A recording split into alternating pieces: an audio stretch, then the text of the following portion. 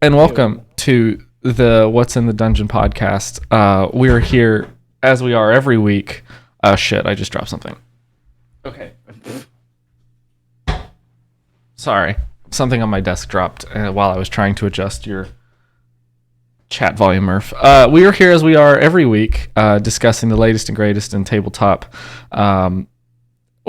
Or not even just nerd culture, I guess. Like we specify tabletop role playing games, but we talk about other things. If you missed last week, we had a riveting discussion, Pulitzer Prize winning discussion about a lot of things. And if you missed the week before that, we discussed how to solve world hunger. And if you were here the week before that, we had our Christmas special that actually donated millions of dollars to needy children in East Asia. It might have been the greatest thing of all time. It might have been. Murph, that is what the critics are saying. At the People's Choice Awards, recently, they actually gave us a shout out. Yeah, we got a BAFTA. I don't even know what a BAFTA is. I think it stands for British Acting for Tropical Areas. I should know what BAFTA means. I think it's British Arts something. I think it's got something to do with British people and the arts. I don't know. It's a BAFTA. We won a BAFTA, basically. No, we've been on hiatus for a month, an unannounced hiatus. To our 10 followers on Twitch, we're very sorry. This is how we roll, though. We had a lot of... Excuse me. Well, first of all, I got strep throat twice, and then I got a sinus infection. And then Murph got a sinus infection, and then it was Christmas, and then it was New Year's. And then last week we were still busy. So sorry. If it's any consolation, we also missed 3 weeks of D&D. So it's not like we skipped on the media. Yeah, it's not like we were doing... It was literally just we needed to focus on our lives for a little bit. And I think that that's okay, and I think that's necessary. And if anyone has an issue with that, you can fuck right off. Do the fucking. We're starting a little bit earlier today. It is 3 p.m. Central Standard Time, or 4 p.m. Eastern Standard Time, or 2 p.m. Mountain Standard Time, I think is the other one. And then there's a lot more West stuff. I don't know anything past that. Because we're both off. I'm off work. Murph got off early.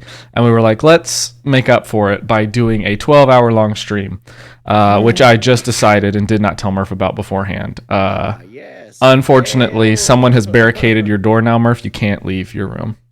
I hope someone's gonna pay me to live. No, sorry, Murph. We've got to actually, in these 12 hours, we've got to monetize and make enough money to pay for Murph to live. That's our goal. No, but I'm John. That's Murph. We talk about various and sundry items that have to do with the world or worlds of role-playing games / other things that we want to talk about. That I'm just now learning about. It's fantastic. Yeah, we've skipped like a whole month, so there's a lot of things to talk about. I'm gonna do like a couple of like one hits. Like I don't want to have to dwell too long on things. So real fast, Henry Cavill's not The Witcher anymore. It's Liam Hemsworth. Custom artwork looks good, but I could Photoshop myself to look like Geralt, and it would probably look good at some I point, think that it will be a good series if you remove it from the entire Witcher universe and just watch it as a fantasy series. I have not watched... Henry Cavill wasn't in it beforehand. Yeah, I have not watched Blood Origin, but I do like anything with Michelle Yeoh. Is that her name? Yeah, she's great. Yeah, because she won a something at the acting thing.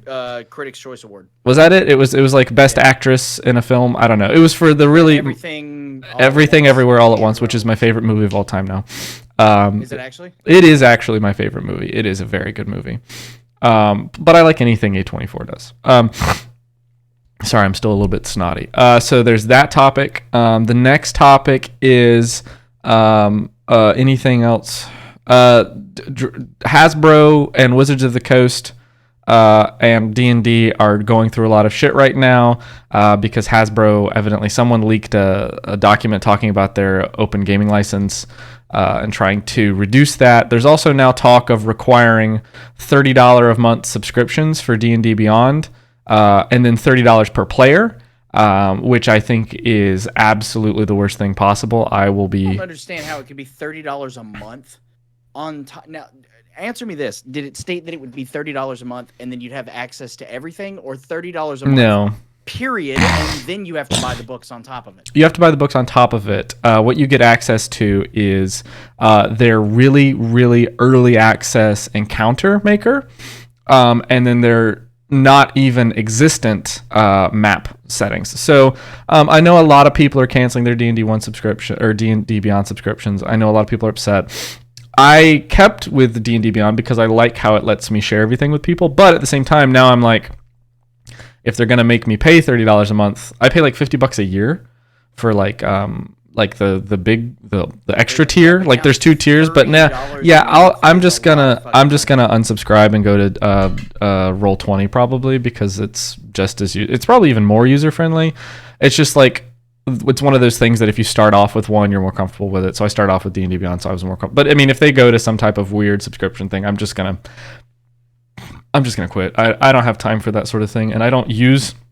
The main thing I use D&D Beyond for is on my phone. When we're playing D&D, I can just look up creatures on the D&D Beyond app. Like if I go on my phone right now, I can search if my internet allows me. Search. Now you have to pay $30. Yeah, so like I can just pull up the stats of a chimera and have it right there, and then it's got actions and descriptions. It makes it really easy for like not having to have a shit ton of different books and stuff. But at the same time, I could just Google it, or I could just have the book. If I've already paid $30 for the book, and then I'm also paying $30 a month, it feels a bit redundant. I don't mind you're like basically paying $30 a month for the PDF viewer. Yeah, and it's like most of this stuff is already on Google, although that might change with the. So either way, I think it's a bad call. I am annoyed, but also Hasbro is an evil corporation, as most corporations are. So I don't know what we expected from Hasbro. They've ruined everything they've ever touched. They recently ruined Magic the Gathering. They ruined Transformers. They've now are starting to ruin D&D.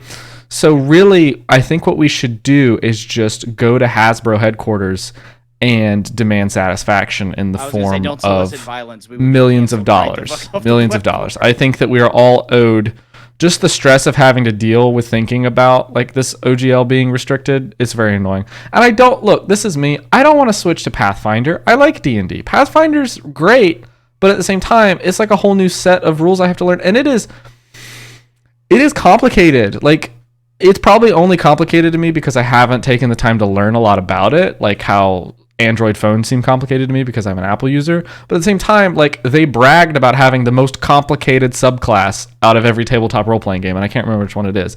Like I don't want to have to learn. I like D&D. I like the settings. I like the rules. I like the shit it provides. I like how like recently there's been a real like renaissance of getting books more regularly. Like for the last 2 years, we've gotten a book like every 4 months now, which is excellent.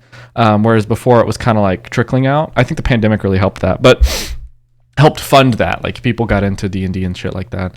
But I don't want to have to switch to Pathfinder or any other type of system. I like using those like as a refresher from D&D, but D&D is my main squeeze. I like that. I think, but I'm not like committed to it. If they start fucking shit up, I'm just gonna quit. Well, as we talk about it, if they're trying to monetize it, which seems to be like the whole goal of everything here, is that they want to monetize D&D because so much of it is end like single purchase, you're done with it. Yeah. And like they're like, oh well, that's not a like if everyone just buys the book, then they don't need us anymore, and like we can't generate any more revenue off this. Like how do we keep paying the authors and the artists? And okay, if they want to monetize it, number one, open up the entirety of all the books at the same time. You get D&D Beyond, you get everything. Like here it is.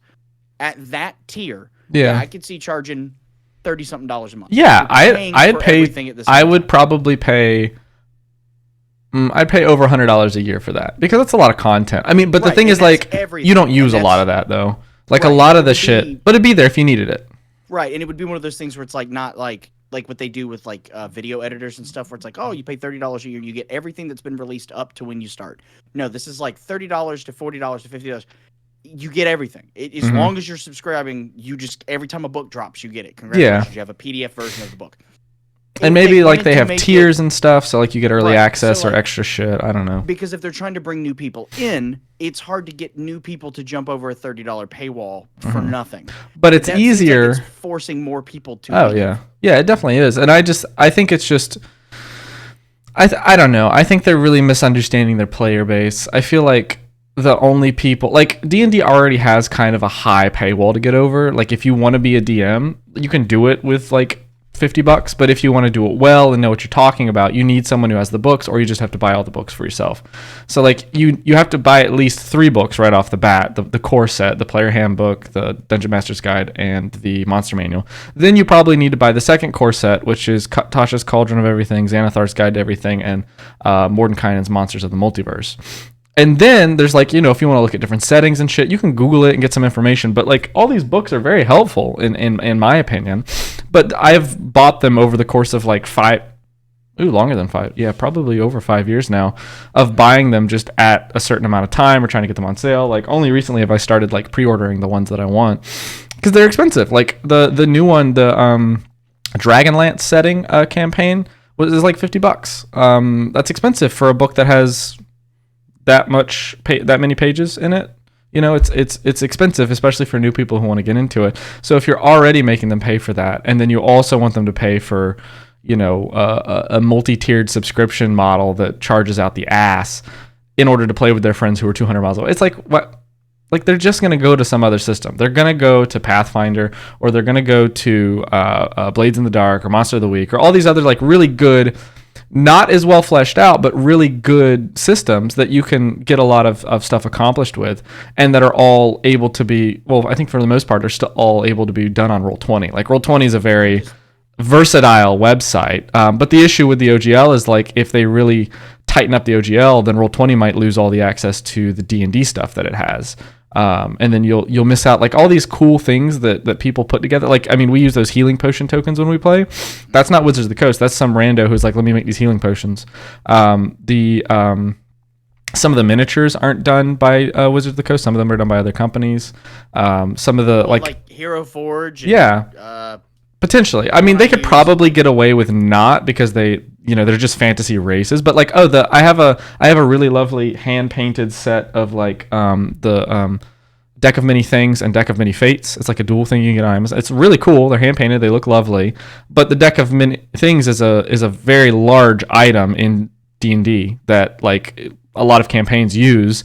So I know that like the minute they start tightening, they're going to be pulling it off. And then they also said that any company that makes more than $750,000 under their new licensing has to pay them 25% of all their revenue. So it's like, first of all, none of these little mom and pops Etsy stores that make your miniatures or your card sleeves or shit like that make that much money. And then if they do start making enough money, they immediately have to shell out a shit ton to Hasbro, who already makes too much money, like morally. So it's annoying and it seems stupid. And I wish all of the people who made that decision a really terrible life. Yeah. So that was my quick take. I don't for 10 minutes. understand what they thought the idea would be. Like, hey, you know that thing that you've been doing very well for a long time? Everyone's like, yeah, and they're like, what if we told you that you're not allowed to do it anymore unless you shelled out a ton of money? It's the same thing that they did with HeroScape. Hasbro literally just finished doing this with HeroScape, where they said, all right, we're gonna bring back HeroScape. It's gonna be, the miniatures aren't gonna be as good, but we're gonna bring it back. Here's the Kickstarter, not Kickstarter. It was whatever Hasbro called it, not Kickstarter. If we don't sell 1,000 units, we're gonna shelve and cancel the whole project. And I was like, why? What are the chances that they go, okay, obviously this is what it's like, but we don't think it's viable. We're like, no more content for D&D from this point. I don't think they could do that just because of how separated, like, technically Hasbro owns Wizards of the Coast, who owns the intellectual property Dungeons & Dragons. But I don't think that, like, based on how things are set up, they could actually stop that because it's its own company operating under Hasbro. I think Hasbro has... Again, this is just all like based off of a couple articles I read, and they could all be wrong. I think Hasbro has the rights to dictate certain legal parameters and certain like production standards and stuff like that, like they did with Magic the Gathering. But I think Wizards of the Coast still has a fairly large amount of say in like what they produce. I think Hasbro has more say in how it's produced and what is charged for it, or what the system is. But they could personally try to sabotage it, because like if Hasbro owns the company, then by proxy they own the licensing. Yeah. So they could be like, okay, yeah, everything has to be sold at $250. Yeah, I mean they could do that, but I think the one, and this is this is, I think, what Hasbro, or maybe they just don't care, is that the whole point of Dungeons and Dragons originally was that it was something you could set up in your basement for $5 and use your imagination for. And I'm sure that if they start raising prices, they start doing ridiculous things, people are just going to stop buying. And okay, let's say they 2 years from now, Dungeons and Dragons, they destroy the whole company. It's not selling anything. Some guy in his basement is going to come up with something called Kobolds and Catacombs, and it's going to be the new thing, and it's going to be basically a reskin, but better probably, because like with these collaborative things that millions of people are doing all over the world, you can't just not have it. Like they're going to come up with a system. I mean, like even with D&D doing its thing, you still have all these offshoots. You've got like Call of Cthulhu, you've got Blades in the Dark, you've got Monster of the Week, you've got like the whole Apocalypse system. So there's always going to be people to fill the gaps. So even if D&D does get somehow canceled or destroyed as an IP, there's always going to be someone who's going to come up with the next thing and is like, okay, this is basically D&D, but we're operating it under this name and all this other stuff. I mean, you've got Pathfinder, which is a very I know I said a little bit of shit about it, but it is a very viable alternative. It does have a lot of rules that make it pretty stable. It's got its own printing company. I think Paizo is the company that owns it. It's all separate from Hasbro, all this other shit. But I think that Hasbro is just intentionally trying to make as much money as they can off of these things. I think they're doing it a little bit late. Like at the height of the pandemic, if they had done this, people might have been okay with it because this was the only option, because like they couldn't go out and talk to people. They couldn't get all this shit done. But it's like they waited so long, and now it's like they might have some people who still hang on if they go to this subscription thing that's leaked and they tighten the OGL, but it's not really going to be enough to drive any profit. Like I won't be a part of it. Like I'm just going to be like, okay, cool. I'll buy the books. I'm not going to do this one D&D. I'm not going to do D&D Beyond. I'm not going to do any of this shit, but I'll buy the books you publish because I'm interested in the material, and that's literally it. And I think a lot of people are like that. I think that you have a lot of, medium income households who are okay paying a little bit more. Like, okay, inflation's up. I'm paying $50 for a book instead of $30, but I'm not going to pay $30 a month for myself and then $30 a month for every player in my campaign to be on D&D. It's not that important to me. I can come up with other shit in my own time. I can go to Roll20. I can do all this other shit. It's not worth it. And you'll probably have like really big production things that still do it. Like, I don't know what Critical Role or Dimension 20 use, but like things like that, they've got a production team. They can do their own shit. They don't necessarily have to rely on these things, so they're fine. It's the smaller groups that have to Zoom to do D&D all the time that are going to really suffer, because either you're going to have to buy all the books yourself, your DM is going to have to ship you the books, or you're just going to have to shell out a shit ton of money to be a part of the campaign in D&D Beyond to see everything. And it's annoying because like when we have in-person things, you guys can just all use my books. It works out.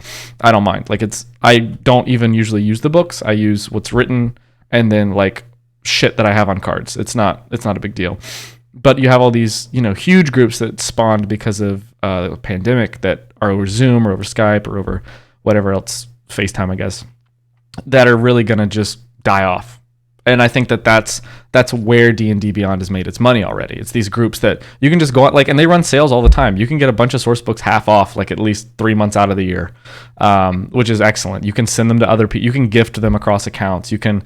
I have the master level tier, which is like $50 a year, I think, or something. Mm-hmm. And everyone that I have tied to my account in a campaign can view all the source materials I have bought. I pay like an extra $2 a month for it. It's not. Because it's ultimately not a real product. Like none of the stuff online is real. It's like NFTs. Like none of this is actually real. So the fact that they're charging for it just blows my mind already. Like how can you charge someone for something that's not real? Like this is not a real thing. Like this is all digital. None of this is an actual effort. Like it's like the argument that piracy is a crime. It's not. Like I mean I get it's legally a crime, but like if you I saw a thing on I think it was Reddit that said that piracy is like if your car was stolen overnight and you walked out and your car was still there. It just makes a copy. Like shit like this does not matter. You get what I'm saying? Yeah, like, and there's that argument that overlord though. Oh yeah. Remember the idea though that like somebody wrote that book. Like let's take it back as like let's take let's say like it's the first official D&D novel. Yeah. And you put it out, and it's $55 because it has a really beautiful cover on it. Okay. And you're like, man, this is a $55 book. It's the first. It has a forward from one of the guys who helped originally create D&D. Like it's a good piece of D&D history. Yeah, I'd buy it, but I wouldn't feel upset. 45 minutes, I wouldn't feel upset if someone else pirated it. I can afford it. Upset, but the guy that wrote it now just lost everything. I've read articles about this. I've read articles about this, and most authors don't care because most of the money they make from selling books goes to editors and publishers. Most of the money from book sales go to those. Like there was there's like a thing you can do, like if you need to look up stuff for school and you need like journal stuff, instead of subscribing to these journals, you can just email the authors of the articles and they can just email you what they wrote for free. But when you go through the journal, the editor and the publisher make a shit ton of money off of it. Yeah. But you got to think of it in the same sense, though. It's like the editor and the publisher is the only person willing to pay this person to put the book out. Yeah, but I don't. Even if you do like self-publishing, you're still paying someone to print it. Yeah, but If we bankrupt the people willing to make it, then they don't make anything anyway. I don't think it's enough to bankrupt someone. It's like that idea that one vote can make a difference. I don't think that's true at all. Well, no, but think of it in the grand scheme of like like game piracy. So Baldur's Gate 3 comes out, and within 15 minutes of it releasing, 90% of the people playing it have done it through piracy. Well, then there's no return on the game. They cancel the sequel because everybody was just going to pirate it. To be fair, like the reason that doesn't exist because we have laws and stuff like that. I get it, but at the same time, there's always a group of people who are going to pirate because either they can't afford or they don't want to pay. No, and like I said, I'm okay with that. I really don't care. Like I pirated games, I pirated books. Were worse than anything because people wouldn't have had to have pirated for so long if demos had still been a thing. People will legitimately, I've talked to them, will pirate a game to figure out whether or not it's worth spending $70 on. But Mirth, I think who the fuck's going to do that? I think any amassing of capital is an immoral sin. So I don't think this is an issue I'm gonna ever recognize. My problem is not so much with stealing money. I say stealing, keeping money out of the hands of people who are sitting on. It's all the people that those people pay. Mm-hmm. Yeah. That lose money from that. It's like, hey, we're a $1 billion company, but for some reason your specific product has had 10% of the sales that this other product. Well, it's not because people aren't using the product; it's because nobody paid for it. Mm-hmm. So they just fire everyone who made it. So instead of supporting a creator that you like, we just kept them from being able to continue to do it because no one will bankroll them now. Yeah, but I think that's the nature of how the world is right now, is that if you have a favorite creator and their project doesn't get great, they'll do it. Like there's other projects they do. Like if you don't, like you saw this with Brandon Sanderson with his new novel, he just went to Kickstarter. I was like, hey, I'm going to write 3 new novels if I make this much money. And people just donated millions of dollars. He passed it immediately. So even if a publishing company wouldn't say, hey, Brandon Sanderson, we're going to pay you. We're not going to give you this because people have stolen your books out of the shelves. You can still go to the open market and just say, hey, give me money for this. But my point more necessarily is that I don't think that it matters because I think the system as a whole in which we live is broken. Not in terms of just like how companies work, but in terms of what we reward. Like, I don't get why money exists. I don't get why capital exists. I don't get why we can't just all chill out and give each other everything that we need and also live together. It just seems weird to me. Like, we have the resources as a world to just be chill and just be nice, but we're not.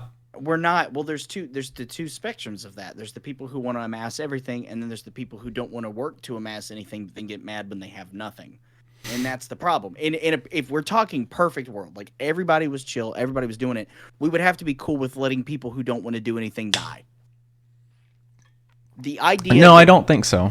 I think that's a straw man argument. I think that if we were in a perfect world, none of this would matter anyway. I think that to look into the future and think of what a perfect world can be, we're never going to actually be able to realize it because we don't have that experience. Like we can't possibly imagine what that world would be because we've been steeped in dogma and tradition for thousands of years now that have told us, hey, if you don't work, you're not valuable. If you don't work, you're going to die. Like that's...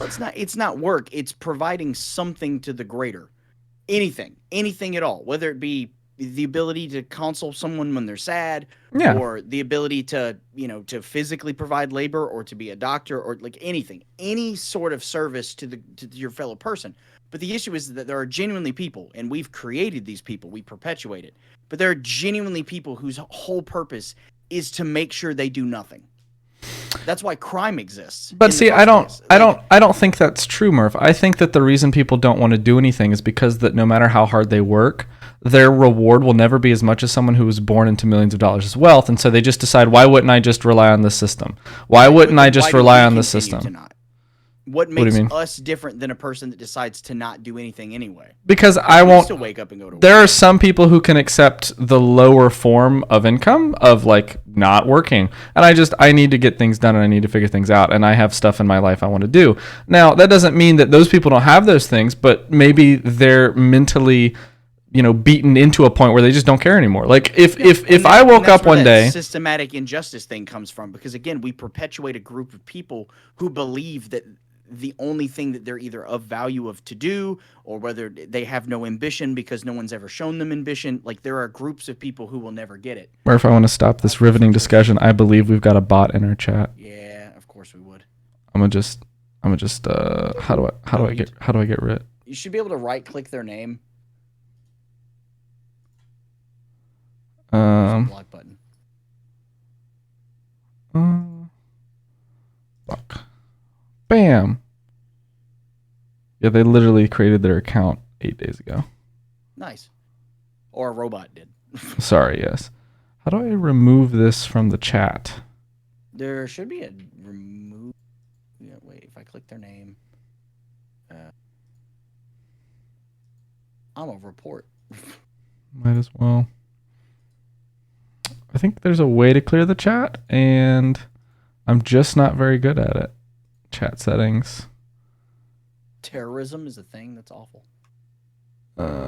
Clear chat. Bam. Bots. How do I thought I cleared it. I hit clear chat. Okay, good. I cleared the chat. But it's still up in the corner. Why is it in the corner? Murph! And I have blocked them. Okay. But now I'm confused as to why it's still up in the corner there. Knows ideas. I don't know. I'm not good at modding. But now it's on the screen. Go away. Yeah, I know, that's what I'm saying. It's up on the screen, Murph. I'm not a mod.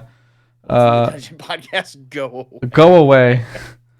I can't make it go away, Murph. Show moderation, show messages caught by automod, chat appearance. Murph.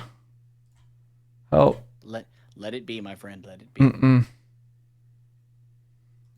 Okay. It is what it is. We're just gonna deal with this bot message. Dogehype.com. Jesus Christ. Okay.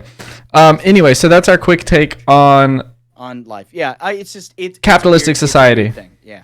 Anyway, so next topic, Murph. What's the topic? I gave you two. You have to give me at least one.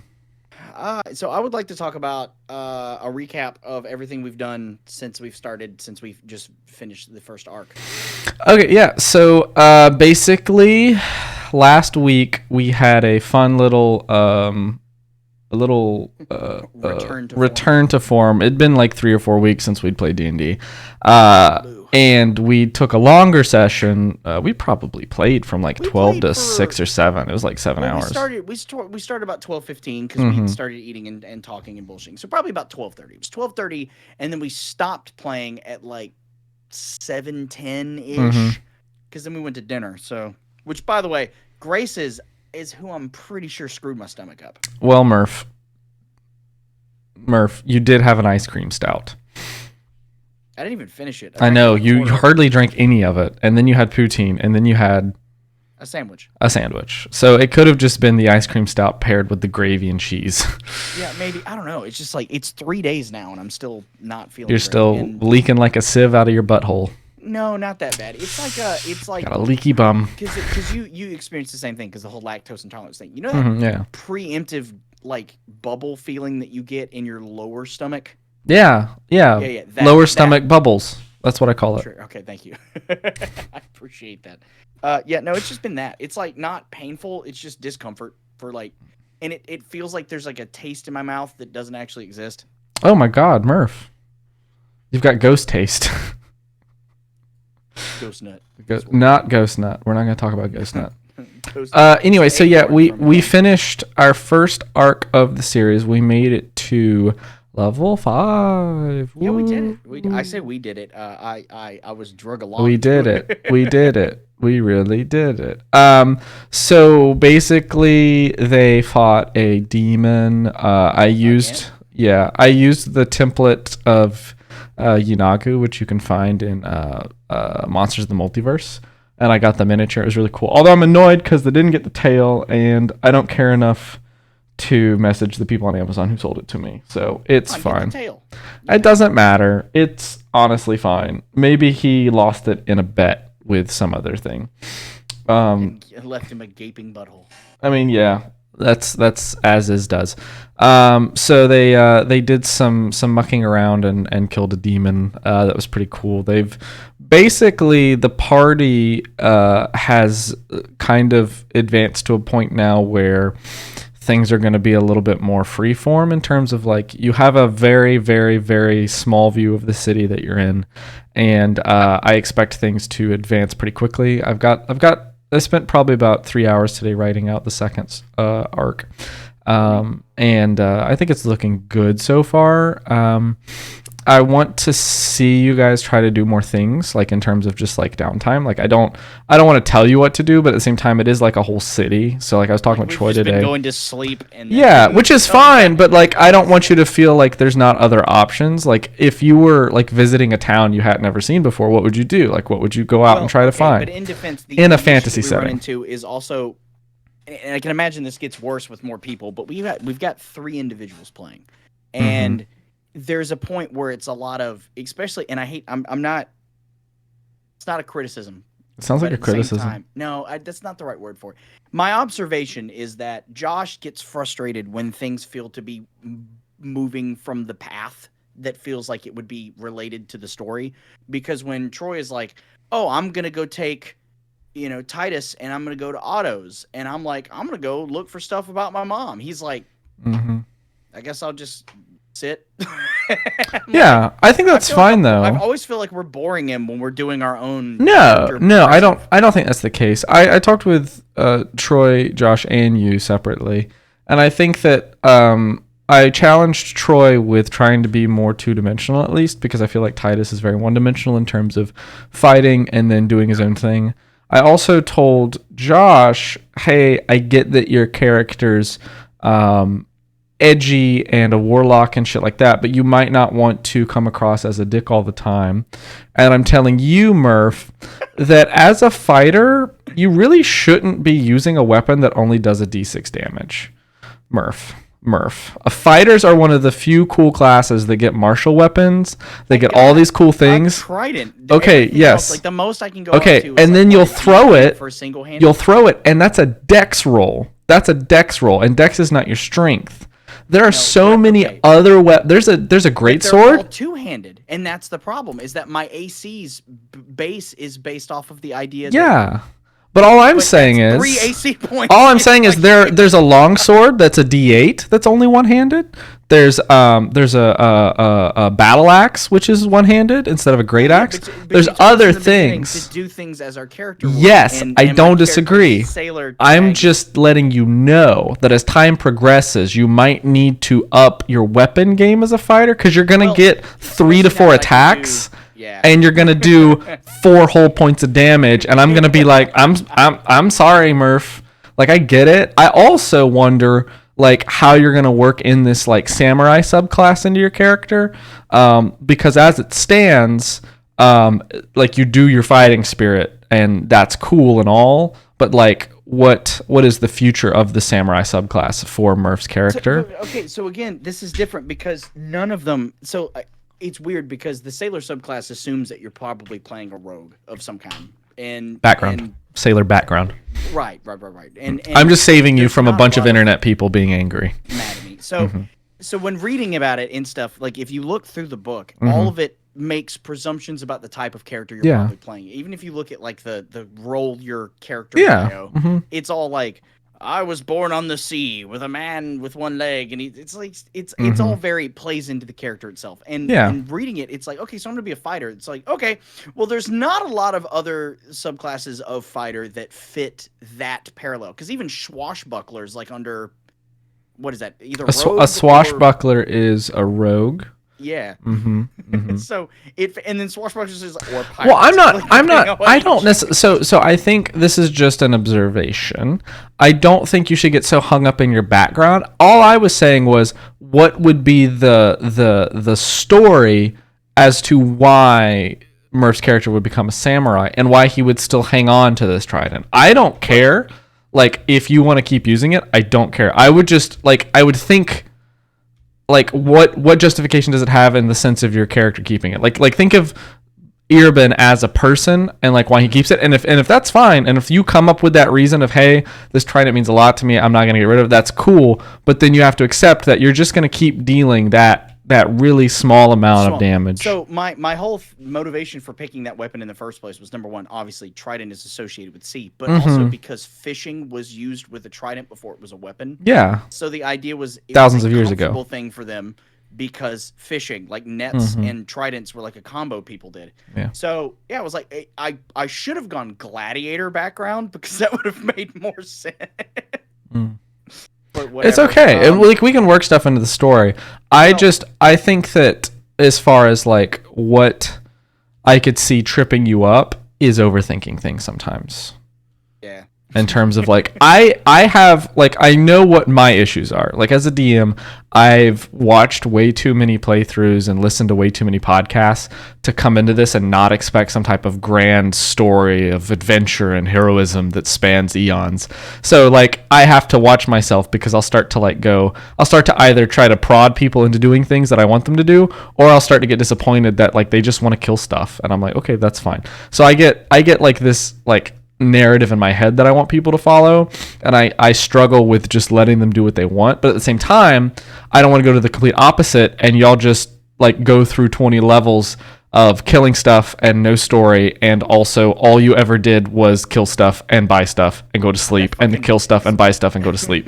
That fucking riddle you threw at us was so fun. It was, and I thought it was funny. I thought it was good. I thought it was great, and Josh got so upset at it. I think that the point... I didn't expect that answer. I think that the... like, oh, that's easy enough. Yeah, we got that. Yeah, I think that the point of D&D is to have fun, and sometimes that means I'm going to have fun as well, because I like riddles and I like seeing y'all try to puzzle shit out. That was so fucked. And I like the spontaneity of everything. Like, I didn't have that skeleton planned. I didn't have that talking skull. Now you've got a talking skull, which is cool. I know he's not going to. I know he's not, but I really wish that Josh would keep that skull with him at all times. Yeah. I mean, he probably will. He can just have it like strapped like Mimir. My perfect vision of this is that it can also hear his patron. I know this word, patron. Yeah. Mm-hmm. I wish that it could hear his patron, and then it would sarcastically comment, and because neither Urban or Titus know about the patron. Like, we just know that he has the ability to do stuff, but it's never been openly discussed in dialogue. So it would be really funny to hear him like arguing with the skull. He's like, tell that man to shut up. What are you guys talking about? Yeah. But no, I think that it was good. I think that like everyone has their foibles, everyone has their difficult things they need to wrestle with. Troy wrestles with giving his character depth and not just kind of sinking into the background. But that's kind of like, Firbolgs are traditionally quiet folk who do their own thing and keep their head down, but like still coming up with a way to give it some life. Josh's character struggles with, being that sort of foil to everyone sometimes. And you sometimes really get caught up in the moment and want to think things through with ropes and chains a lot, which I love. But at the same time, I'm like, if you bring up that goddamn rope one more time, it's going to catch on fire. It's going to catch on fire. It's gone. It dissipates in a mist of anger. Part of me for trying to think outside the box, because like it's like a lot of the times it feels like the answer is, just turn the door. And it's like, no, what if I turn the door and it explodes and I die? I've been killed by a horse twice. You think so far outside the box that it hasn't even been delivered to your doorstep yet. The box is still in transit and you're trying to think outside of it. It's okay. It's okay. I honestly don't mind. And this is the point, is like, I don't care. I don't care at all. It's a fun game to play and I'm happy to play it. And no one has yet come to blows. So that's all that I really care about. I will say that like over time, it's cool to see the development that people make in terms of like what their characters do, what their characters think, and how they interact. I think that it's difficult sometimes to show that character growth when I'm not controlling you guys, because like I can show character growth in my NPCs. It's very easy. I'll just write some story and then blah, blah. But you guys, I appreciate the work that you will put into your characters and making sure that you're separating yourself from the person while also giving it enough of yourself that it's easier to interact with. So it's not like some type of robot that's happening. But I'm excited for the next arc. It should be pretty fun. I keep waiting for level 7 personally, because that's when Samurai gets their next buff. And it's gonna be super weird because my character has failed at almost every charisma check that there's ever been. Yeah. And now I get like a boost to charisma, which is just like a 180. Yeah, I think that I don't think your character's terrible in terms of talking to people. You've done pretty well in social interactions. I think that any subclass needs to be justified story-wise, like in terms of like why Josh is a patron of his patron is da-da-da, why Troy's character did da-da-da, and why you're being a samurai. I think that it doesn't have to necessarily show immediately, but like over time that's going to give you some extra flavor. That's going to be like, okay, I'm a samurai now, so what flavor do I take on as a samurai? Am I like the traveling ronin, or am I like the indebted to some type of liege lord? Do I have like a code I follow? Like, you know, like I'm not saying that like you have to have a reason to be a samurai. I'm just saying that like having picked that subclass, you now have some options to give your character some more flavor. Like when you go with a wizard who goes with evocation, you can flare up the dramatic. You can get fancy with your fireballs. You can do other shit. You know, if you become a necromancer, you can start coming across as like more morose and wearing all black and getting goth. You know, like you can give yourself some flavor that's then justified. It's like as a samurai, you've got like maybe you've got some cool armor, or like some katana that you found or something that. So again, with the character model I've shown you, I've got the ringmail armor on the model that I have to order at some point now. So my biggest thing is like, number one, weirdly enough, I plan on dropping the trident anyway, because I also have the lightning javelin. You do have the lightning javelin. You don't have to use it as a lightning javelin. You could just use it as a javelin. So that why do I have two piercing throwable weapons? It doesn't make much sense. So spear in stuff kind of seemed like a cool thing, because every time I thought fighter, I always just assumed somebody's running around with a sword. So I was like, oh, okay, you'd be different tied into this. So it would be, yeah. And that's the thing is like whatever, and this is the key point. It's always just going to be whatever's interesting you. I'm not going to penalize you, and I'm not gonna say you need to min-max your shit, players. But at the same time, I don't want y'all to feel like there's more you could be doing, and you're just not aware of it. Absolute tank right now. Yeah, I think so too. Almost 90% of what I'm good at right now is not giving damage; it's just taking hits so other people don't take hits. But if you look at like this is just a thing I'm looking at right now. If you look at all your medium armor is all based on your dex modifiers. So like your half plate is going to be 15 plus your dex is a maximum of 2. You look at your heavy armor, there's no modifier, it's just base. So like you can get ring mail, which is 14, you can get chain mail, which is 16, you can get plate, which is 18, you can get shields plus 2. And then you look into like looking at more like magical armor, like how to buff yourself. There's like lots of magic items that give you buffs to AC. There's lots that's of the big thing. It's just I have yet to discover in town someone that can work with magical items in the sense, because like Otto's only been able to produce for me like basic stuff. Yeah, so like when I can find someone that can buff it, because again I went heavy armor because my AC was like decent, but like I was still getting my ass kicked. So yeah, and like looking at samurai, right? It's the flavor they give you is the samurai is a fighter who draws on an implacable fighting spirit to overcome enemies. The samurai's resolve is nearly unbreakable, and the enemies in its path have 2 choices: yield or die fighting. So you get fighting spirit, which lets you shield up and help you strike true. As a bonus action, you can give yourself advantage on weapon attack rolls until the end of the current turn. When you do so, you also gain 5 temporary hit points. The number of increases. You can use this feature 3 times, and you gain expended uses. So then at 7th level, you get elegant courtier, where you get you get a plus a bonus to your charisma modifier. It also gives you proficiency in wisdom saving throws. If you already have that, you can take it in intelligence or charisma. So that's cool. Starting at 10th level, when you roll initiative and have no uses of fighting spirit, you regain 1. which is cool. So like you get like so you can a just base get thing. one back. So you can So again, like long game, it's gonna be awesome. Mm-hmm. My problem that I run into right now is I have no idea how to justify why I picked that subclass. Yeah, but again, you might not necessarily have to, and we can retcon some stuff and we can deal with some stuff. Well, the reason, firstly, there was two major reasons I picked Samurai. Number one, when you gave me the secondary book before I was gifted it, it didn't make sense for me to go with the magic user, the Eldritch Knight. Eldritch Knight, because I like, why? Like, would I just magically get a patron and then just like, oh, okay, this is the thing I'm doing now. And then the other one was Chevalier, which is the horse-mounted combat, but I sold my horse like day one, so like that doesn't make sense to just magically be the guy that rides a horse. Yeah. And then there was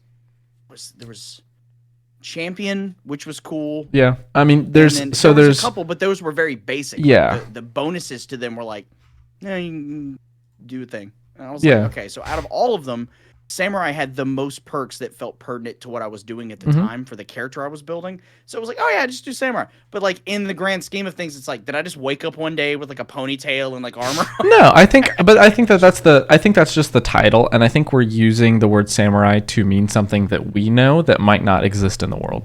Well, like the way of the samurai, based off of the ideal, not necessarily historically. My thought was more like a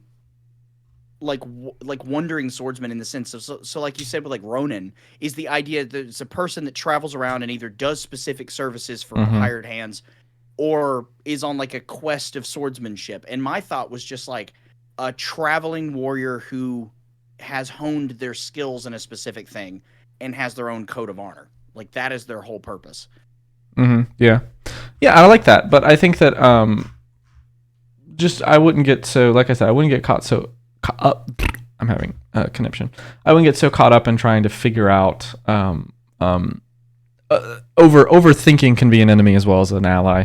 And I think that when you look at your character in specificity, it doesn't necessarily matter. It's just that the point of the subclass is, one, to give you more features, like mechanically, and then two, to give you more stuff to draw from when you look at fleshing out your character. So that, like, you know, when you look at, like, I'll use an example, Josh's warlock, he went with the what did he go with? The ancient one, elder one. Oh God, I should fucking know this. The old one, the great old one, as his patron. That's like the subclass, and you get it right at first level. And so he's used that now to kind of form this symbiotic relationship with his patron. It's more unknowable and inscrutable. Yeah, but like if we had gone with like the fiend, it would be a lot more obvious. Like the fiend patron is like, in my mind, is someone who's like very contractual, very much give me this, I'll give you that. You know what my aims are. I know what your aims are. Let's go with it. With the great old one, it's inscrutable. It's unknowable. It's like, what are their aims? What are their goals? You don't know. You can go with like the archfey, which is like a fairy who just wants to sow chaos. Like there's always room for flavor from the subclass, as well as cool mechanics. Because like your 20th level, or is it 18th level? I don't know. Your end level for samurai is really cool. It's called Strength Before Death. If you take damage that reduces you to 0 hit points and doesn't kill you, just say no. You can use your reaction to delay falling unconscious, and you can immediately take an extra turn, interrupting the current turn. So like you can just die and then go, hold on, one more turn, please, and just whip out. Now you can still die. So like if you take 3 attack damages, they count as failures, and you can still die. So it's a little bit annoying, but at the same time, you have that level of awareness of being able to like push on. Between me and whomever I'm fighting, and then like in that moment, it's like, if I could just hit them one more time, I know they die, but they hit me first, I'd be like, aha, wait, stab. Yeah. All right, now someone can help me. I think that's pretty cool, and I think that like in terms of one feature we have not addressed is multi-classing. Like at any point, you guys can take a level in a different class, just to give yourself some more interesting shit. You don't have to, but like that is an option we can explore at the next session. There's some pretty cool shit you can do. Also, no one, I think, has really looked at taking any feats at 4th or 8th level, which is fine. I really know much about, for feat. Okay, explain feat. Like make. There are 2 things that end on your legs and they walk you around. Thank you. It's my pleasure. No, feats are just feat descriptions. Because when 4th level came for me, you recommended going for the increase of base stats. Yeah, absolutely. So that's what I did, because I increased wisdom, I think. It was either wisdom or intelligence, because those are the ones I was absolutely getting destroyed on roll wise. Yeah, and I think that there's a lot of different. Let me see, feats, sage advice, compendium, feats. So at 4th, 8th, 12th, and 16th level, you get ability score improvement, which is great. But you can also take what's called a feat, which is pretty cool. They're just little bits and pieces that give you bonuses. Like, I'll just pick a couple. Dual wielder. You master fighting with 2 weapons, gaining the following benefits. You gain a +1 to AC while you're wielding a separate melee weapon. You can use 2-weapon fighting even when the one-handed melee weapons you are wielding aren't light. You can draw or stow one-handed weapons when you would normally only be able to draw or stow one. Another one, keen mind. You have a mind that can track time, direction, and detail. You gain the following benefits. Increase your score of intelligence by 1. You always know which way is north. You always know the number of hour left between sunrise and sunset. You can accurately call anything you have seen or heard within the past month. So they're like little sort of flavor bullets. So helpful with every roll that I've done to remember something. It's cool. Just instantly, I know. There's a spell sniper. When you cast a spell that requires you to make an attack roll, the spell's range is doubled. Your ranged spell attacks ignore half cover and 3/4 cover. You learn 1 cantrip that requires an attack roll. So like you can pick up like spells that you wouldn't normally be able to take as a feat, like Magic Initiate. You choose a class and you learn 2 cantrips of your choice from that spell. It doesn't matter if you're a wizard or not. You can just learn them as some way of knowing that. Healer, you're an able physician. When you use a healer's kit, the creature also gains 1 hit point. As an action, you can spend 1 use of a healer's kit to restore 1d6 plus 4 points to it. There's all types of like just little nifty things. I always I don't know, when I play characters, I usually like my first ability score improvement. I'll do an ability score improvement, and then I'll come look at feats because feats are pretty cool. Well, the dual wielding would be cool because, again, if I'm just using a bunch of piercing weapons, I could just... That's 2d6 double attack. So yeah, and I think that it's pretty nifty. Be the guy with fucking 2 giant bannered spears and just swing around all week. Yeah. But overall, I mean, I think that everything's going well in the campaign. I'm excited for where we're headed, what the next arc is gonna reveal to us in the shadows. It should be a good time. It should be a fun time. Snake Lady's coming for everyone's butts. Snake Lady. Yeah, watch out for the Snake Lady. Beware of the Snake Lady. We saved Hapture. That was cool. We saved a friend, which was excellent. I got very excited. God, I was so hyped for that last fight, and then fuck all of our help. Yeah, that was whatever. I was excited. I was like, man, it's gonna be cool having 6 people kick this thing's ass. Nah. Well, I think that I wanted to introduce all 3 of them at the same time, but I did not want to use them because it would have been a little bit overpowering. I don't have a problem with using the 3 leaders of the city, but at the same time, I think that if I'm going to, it better be like a big shitstorm of reasons to have them there. And so I was like, and I think that the Snake Lady knew that, and so she did a little time stop spell on him. I was like, oh yeah, Danica is gonna fuck some shit up. Nah. It's like, no, release the spear, do the thing where... Yeah, now the question that should be in everyone's mind is why the Snake Lady did not stop time for you guys, but only the 3 other people. Well, I mean, obvious questions that pop up. And the second side is like, how did that thing that was lycanthropy within Hapture turn into a giant hunger demon? Like, how did the step get made to that point, and how did she know that was a thing in the first place? There's always questions. A giant worm in the ground. Who knows? Yeah. Well, I think that we sort of explained part of that in the flashback, at least in terms of like what it was. The worm was just already there at that point. Thanks, worm. Yeah, the worm. I got excited for a second when you mentioned something, and now that we're out of it, I can kind of talk. You don't have to reveal anything, because obviously I'm not trying to I will reveal none of my secrets. But when you stated that there were these guys, the wolf people, and they had all the pus and stuff, the first thing I immediately thought of was when in the Quiet Year we released the fucking plague essentially down below in the catacombs, and I'm like, oh my god, it might be things left over from that. It could be. Who knows, Murph? Like, who that's knows? Fucking cool. So I don't know. I got excited for no reason. I could be completely off base, but like my brain was like, I've made a connection. You could have made a connection. You could have. It is what it is. Anyway, so we've played D&D for a while now, Murph. Do you have any like questions or clarification points that don't have to do with our specific campaign, so that the viewers at home? There's been some things that I've learned, just specific. I've learned as a player. So to all new players out there, be very careful that you understand the mechanics that you pick, because there have been instances where I think, just as your grace, as not only my friend, but as the DM. Did you just refer to me as your grace? I like that, Murph. Keep that up. Right, there you go. Your grace. The grace.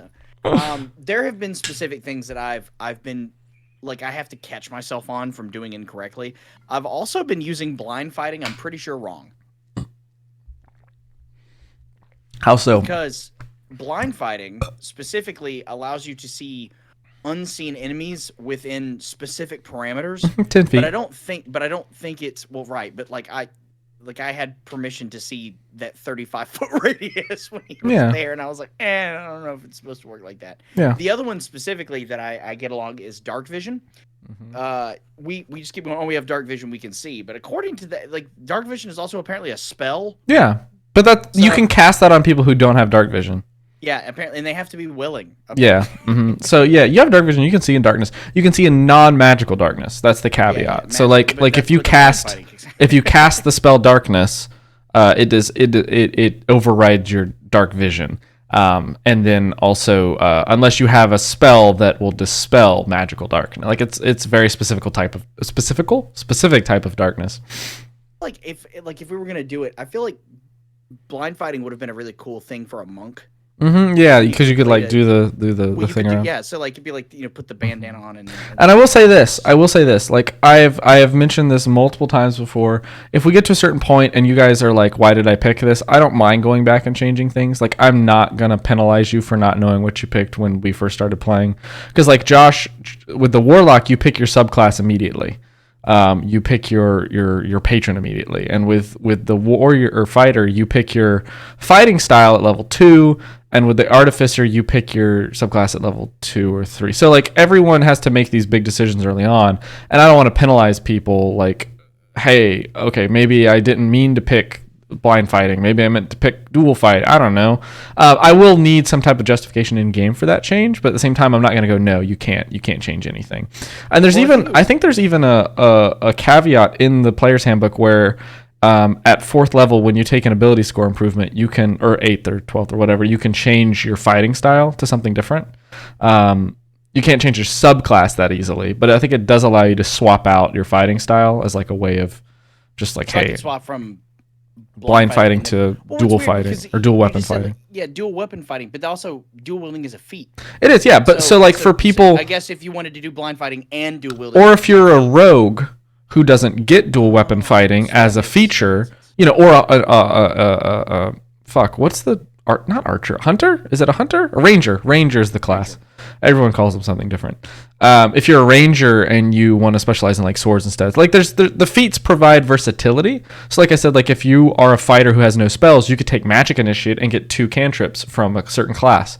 You could get like spare the dying and toll the dead, and just like have those cantrips in your back pocket when you need to pull them out. Yeah, because the healing thing would be great for us because we're not doing so great in the healing. Let me ask you this. I'll step back from it, again, retaining to our characters of the campaign, but stepping back from it, if you were just outside looking in with your D&D experience, and I will not take this as your actual recommendation, but just like if you could do so, if you were to or to multi-class each character, what would you pick for each character and why? I don't know. I have to multi-class them? Yeah, like if you were going to secondary class every character. I'm going to couch this by saying I never like multi-classing.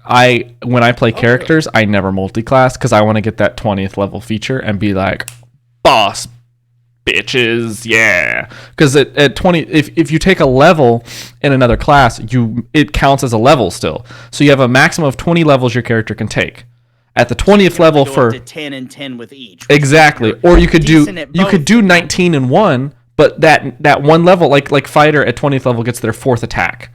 So if you take a point in warlock, you're not gonna get that last like cool 20th feature. It's not insane to like not get that. Like there's reasons to not. Also, like level 11 as a point of order, you do have to meet certain requirements to multiclass. So like to multiclass into warlock, you have to have a charisma score of at least 13, and then it goes on for different things. Also, the levels stagger. So like if you are a level 5 fighter and you take a level in warlock, you're not a level 6 warlock, you're a level 1 warlock. And then the next level you take in warlock, you would become level 2, even if it's not until the 8th level of the fighter that you take that second level in warlock. You wouldn't immediately be So if I have to pick, if I have to pick, Irben would multiclass as a paladin, because you get some good shit. You get divine smite, you get some type of healing. Irben would multiclass not Irben. Aramil would multiclass as... I don't even know. I like warlocks to be left alone for the most part. I mean, maybe as a rogue, so he could get some more stealth. He could get sneak attack, which would be helpful. Yeah, especially for him. Yeah, and then Titus, I would multiclass as a druid because he's already got that. That's more of a flavor. Like druids have some healing stuff. They've got some cool spells, and he's already got that nature connection. He's got that farming bent, and it could flavor his artificing in like a cool wood style, I think. But I wouldn't necessarily push. We would give him tons of debris to catapult because he could just make it. Yeah, exactly, because that's how it works. But not that I would actually multiclass anyone, because I'm not, when I play characters, I don't want to multiclass. Like I want to get, like, it's like a checklist for me. I want to get all the way to the end and be like, bam, I got 20th level. Woohoo! Yeah, I feel that. I personally would say it'd be really cool to watch Aramil multiclass as monk, because he's all spells at this point. He's cantrip and whatever spell slots he has. So if he could up his strength enough to use it, his unarmed combat would be worth. So when he gets cornered again, instead of having to just, God, I can't think of the name of the attack. That's okay. Whatever. You know what I mean? He would be able to punch his way out of a situation other than just stand there and take it. Yeah, I get it. It's pretty cool. Class features. I'm sorry, I'm looking at some stuff here. No, you're fine. Invocations note. Oh, I don't think. Okay, I think we might have missed some stuff when we leveled up. Monk, so I can take drunken fighting. You can just take drunken fighting as a subclass. I knew that's what you want. Yeah, we missed something on leveling up. That's okay. I'll go over the next session. I know specifically Josh did not take another Eldritch Invocation, which is what he gets. Well, we did end the session with leveling up, so it's not, we can't. And again, I personally, I know that some of us, I didn't mind the earlier start. Yeah, I enjoyed it, and I think it's helpful. Especially if we were like, hey, let's get there at 12 instead of 1, and then that's our eating time, so we're maximizing the 1 through 5. Yeah, I think time frame. It works out for the most part. Sorry, now I'm concerned that all of the players missed something when they leveled up, so I'm just going through looking at the game rules for all of the classes. But no, it's been fun overall. I've enjoyed most things. I think that for the most part, we've had a fun time, and it's also been helpful in terms of like just having something to do as well. If that makes sense. I don't know. I've enjoyed it. It's taught me a lot. Again, it teaches me a lot to be more specific to understanding the mechanics I choose. Again, to any players out there that leads this, understanding what your character can do and how they can do it is really important, because there are instances like with that the blessing of mediocrity. Yeah. That was a random ass pull. It was, and I'm so glad you remembered it. I'm really glad you remembered it. I was like, ooh, I forgot. He forgot. We all forgot. Here we are. Take a 10. Take a base 10. Yeah, once per day, which thank God. Now, here's my question. Is that once per player day or once per character day? It's once per in-game day. I wouldn't tie it to once per session. Because there's a lot of things that are like you can't do until like long rest dictation, short rest dictation. But then some things are like until the dawn, and I'm like, well, is that like who's dawn? Because we don't have a sun. Yeah. It is what it is. Oh well. So Titus missed a level up feature, so that's annoying. You might be the only one who leveled up the right way. Let's see. Well, it's because I have the least. 4th to 5th, you get an extra attack There, we're done. That's Oh, fifth level. I missed the biggest one. All of our proficiency bonuses went up +1. Yeah, I got that. Yep, I was excited. So, yeah. So I'm 2 gonna to 3. proficient, and that. Oh fuck! That means I need to go through. My Yeah, that increases every single one of your bonuses, Murph. I'm even stonkier boy now because that hill giant potion made me fucking ridiculous. Yeah, it did, and that brings it back down now because that potion's definitely worn off. Though, yeah, but now it's at +5 because I was already +4. Oh, true. Yeah.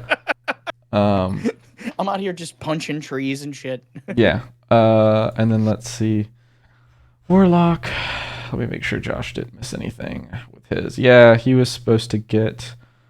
So his spells increase, which is cool. And sorry, I can't text and talk, and this is gonna bother me. Josh, did you take another Eldritch Is that you typing right now? Is that yeah. What I'm getting? Yes. Josh, did you take another Eldritch Invocation? Troy, you missed your arcane firearm feature.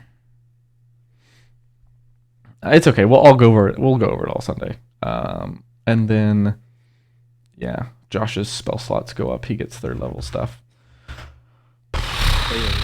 Anyway, if that's all, Murph, I think we can wrap here. It's been a little bit over an hour. Catch up and kind of explain to the world what we were doing. Long story short, campaign's going great. We got to do some things, got to meet some interesting people. Yeah. Airmail finally got kissed. It was a great time. It was a wonderful time for Airmail. He was so excited, both as a character and as a player. Indeed. Good for him. Anyway, so Murph, it's my turn to ask. Actually, no, I think it's your turn to ask. Real quick though, shout out to our sponsors. No one. Shout out to our people who ask questions. No one. Shout out to our patrons. No one. If you'd like, please leave a message on our YouTube or email us. It's all What's in the Dungeon podcast. We can take questions about shit, or we can just make up our own and waffle for several tens of minutes. So don't sweat it. But also, we love interaction. It's always cool when we have people talk to us, and it's not a bot, stupid bot face. The one person that chats with us today happens to be a bot. We'll get that's there. Okay. We'll get there. We gotta be consistent. I promised. I swear to God, I've said this for like 3 months. I'm gonna absolutely finish the artwork for a channel, so we're not just purple background. Purple background is cute though. Purple background is life. Anyway, this has been a swell time for everyone. Murph has only almost caught himself on fire twice now, so that's great. The beard is flammable, Murph. The beard is flammable. I know. It's just I have to move my hands or I start getting all ADHD. You gotta do jazz fingers. Jazz fingers, just constantly. Anyway, Murph asked me the stupid fucking question. Yeah, well, I feel like we're missing something else too. Oh, what's our topic for next week? Our topic for next week is going to be the consolidation of capital into the form of workers' benefits.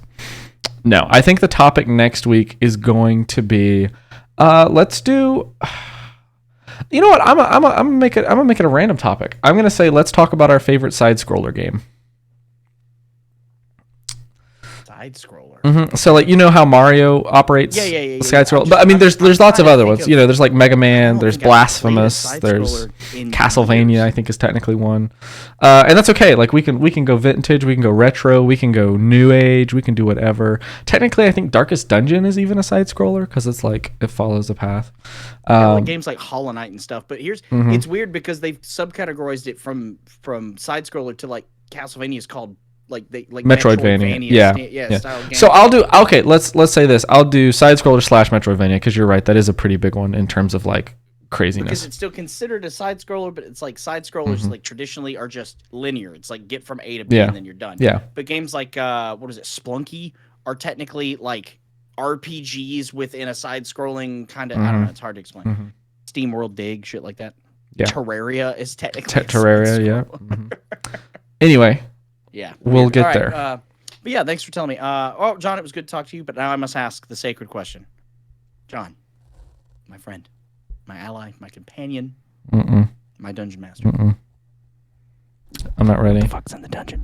What's in the dungeon? Murph, what is in the dungeon today is actually, it's not friendship like it was last time you asked me. It's not, I promise. What's in the dungeon watch today? The video to find out that that's what was said. No, I just know that was what I said last time you asked me, because I know myself and I know what I said, because that's the most fun thing. So in terms of what's in the dungeon, Murph, it's one of those sort of new age style dungeons. You know, it's the goblins in there are very much more into the passive scene. And what's in the dungeon today, Murph, is a lava lamp made out of real lava. That's it. That's all there. It's a lava lamp made out of real lava. No context. That's it. Is it like the 70s style, or is it like literally like a chic lamp that's just physically? No. It's like the 70s style lava that is made out of actual lava, and like the glass is like this clear basalt, so it doesn't melt or anything. But it's real. It's really hot. It's really like there's like the goblins are like roasting pork on it. Yeah. It's actually really go in that room. Yeah, don't go. It's too hot. Get out of the dungeon, Murph. It's too hot. Get out of the Run. dungeon. Get out of the dungeon right now. Anyway, thank you everyone for listening and watching and enjoying rambling nonsense chat. We enjoy it and we always have fun. I've been John. That's been Murph. And as always, thank you for listening and have a great day, night, morning, afternoon. Whatever it might be. Bye.